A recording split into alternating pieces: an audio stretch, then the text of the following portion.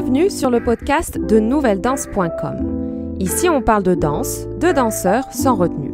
Ancienne danseuse professionnelle, je suis Morgane et je peux enfin vous partager l'expérience, les conseils, les témoignages et les bruits de couloir de cet univers mouvementé.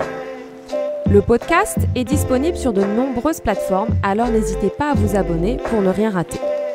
N'oubliez pas de mettre une bonne note ou un commentaire gentil, ce sera un bouquet de fleurs pour m'encourager pour la suite. Retrouvez-moi sur le site nouvelledanse.com ou sur la chaîne YouTube Nouvelle Danse. Alors aujourd'hui on va parler de comment arrêter de stagner en danse. Si je fais ce podcast aujourd'hui, c'est parce que j'ai eu pas mal de commentaires et de demandes en message privé du genre, écoute Morgane, je progresse pas en ce moment, j'ai beau faire des exercices tous les jours, je vois pas de résultats vraiment actuellement. J'ai beau travailler ma technique, j'arrive pas à progresser, ou je travaille ma souplesse tous les jours, mais je ne progresse pas. Et pourquoi je ne progresse pas? Pourquoi je stagne? Je vais y répondre maintenant, je vais te donner mon petit secret pour t'expliquer pourquoi tu stagnes. Alors le premier truc que je vais te dire, et c'est pratiquement, je dis presque dans tous mes podcasts, c'est d'essayer de comprendre et d'analyser. À la place de continuer de faire tes mêmes assouplissements depuis peut-être des semaines, des mois, voire des années, à la place de faire à chaque fois les mêmes choses, il faut que tu arrêtes. Si tu vois qu'il n'y a pas de progrès, c'est qu'il y a quelque chose qui ne va pas, qui ne fonctionne pas. Après, le plus dur, c'est de savoir et de comprendre qu'est-ce qui ne marche pas, pourquoi j'arrive pas à progresser, pourquoi je stagne. Je pense ça arrivait à tout le monde. Ça m'est arrivé également de stagner pendant un petit moment. Ça m'est arrivé période de l'adolescence et ça m'est arrivé aussi quand j'ai été professionnelle.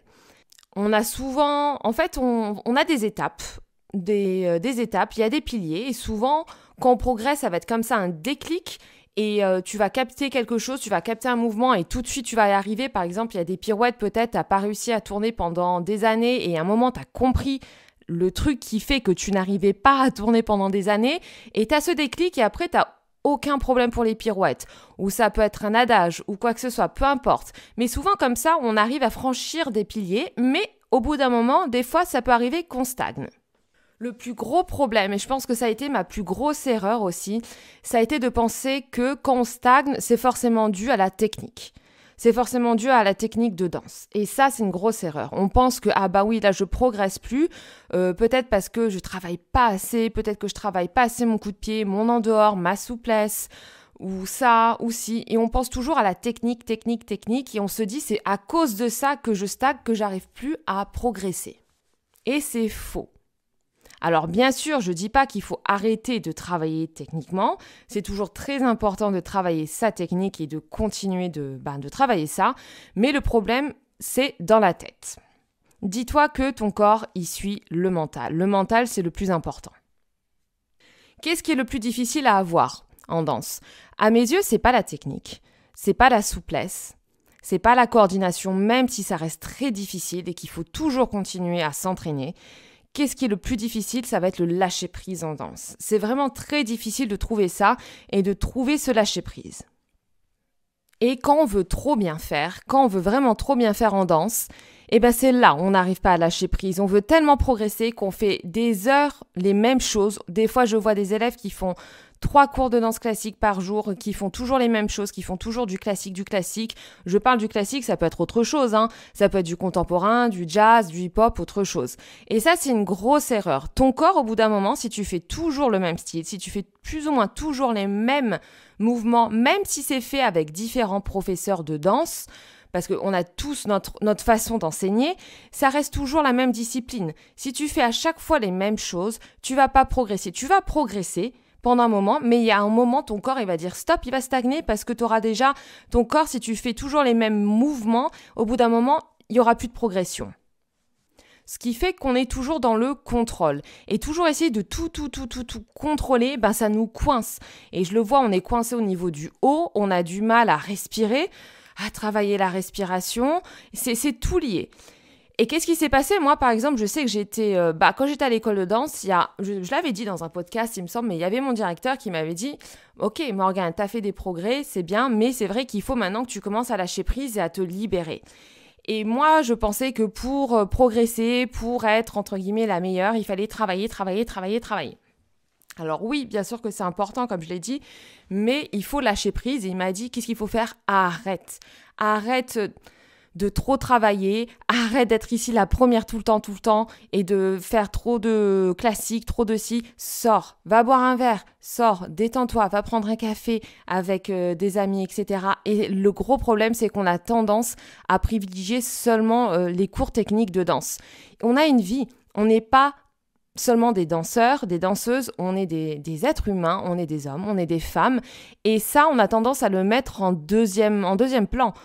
Et c'est ça le gros problème. On est des personnes avant d'être vraiment des danseurs. Et il ne faut pas oublier qu'on a une vie privée et qu'on doit avoir une vie sociale également.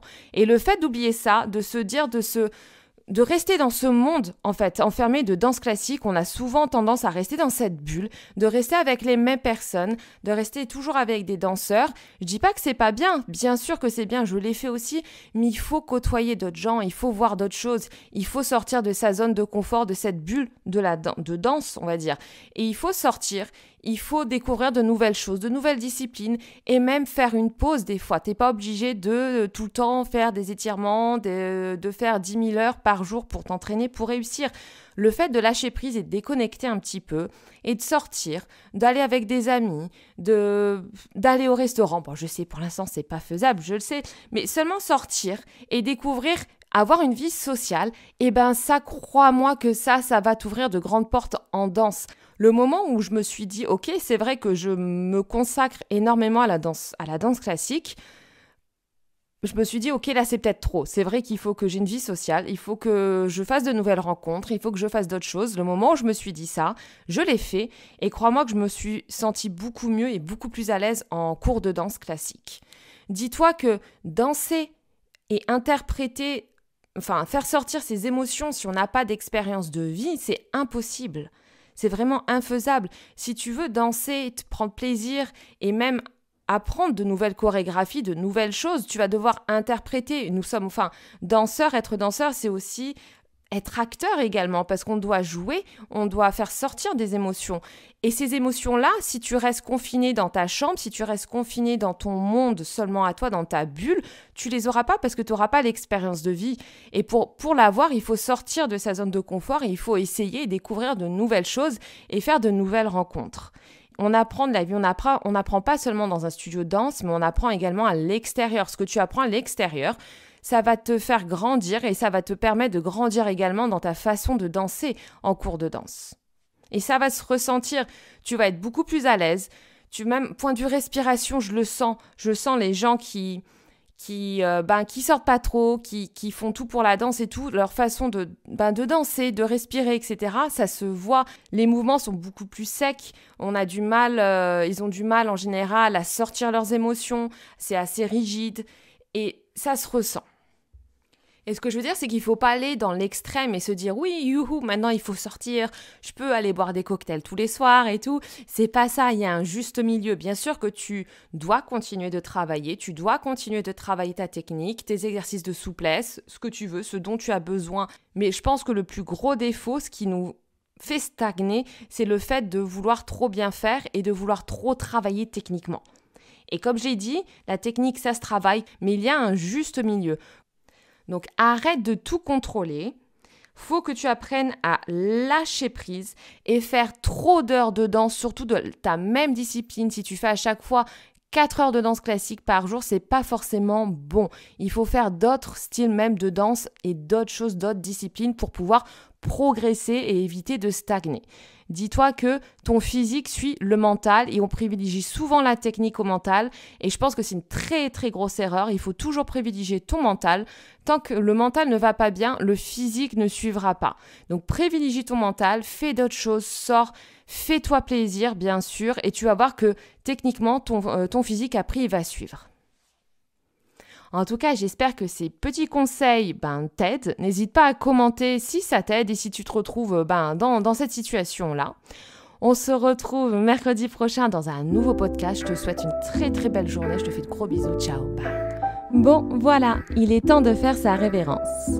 Merci d'avoir partagé ce moment de danse et d'expérience. Le podcast est disponible sur de nombreuses plateformes, alors n'hésitez pas à vous abonner pour ne rien rater. N'oubliez pas de mettre une bonne note ou un commentaire gentil, ce sera un bouquet de fleurs pour m'encourager pour la suite. Retrouvez-moi sur le site nouvelledanse.com ou sur la chaîne YouTube Nouvelle Danse.